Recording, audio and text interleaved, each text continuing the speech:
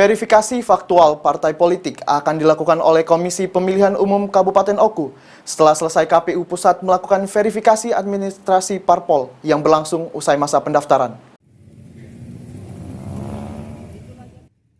Sejumlah parpol saat ini mendaftarkan sebagai parpol peserta pemilu tahun 2024 di KPU Pusat hingga 14 Agustus mendatang.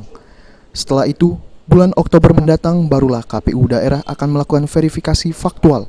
Dalam verifikasi faktual, KPU daerah akan memeriksa kantor dan susunan kepengurusan, dan KPU daerah akan memfokuskan pekerjaan sesuai aturan dan menjamin keterbukaan. Ketua KPU Oku, Naning Wijaya menjelaskan, parpol yang akan dilakukan verifikasi faktual itu adalah partai politik yang telah dinyatakan lolos verifikasi administrasi oleh KPU RI.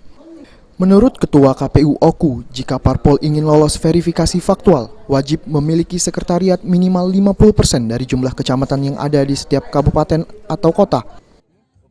Partai politik calon peserta pemilu, KPU nomor 20 segera melakukan sosialisasi PKPU nomor 4 tahun 2022. Kita berkhidmat, mempelajari dan memahami PKPU 4 2022 ini untuk sama-sama meningkatkan kapasitas untuk memberikan kepastian kepada masyarakat bahwa KPU, partai politik semuanya paham dan benar-benar mempersiapkan partai politiknya sebagai peserta pemilu nanti benar-benar partai yang sesuai dan lolos verifikasi dengan syarat-syarat yang sudah ditentukan Undang-Undang Nomor 7 Tahun 2020.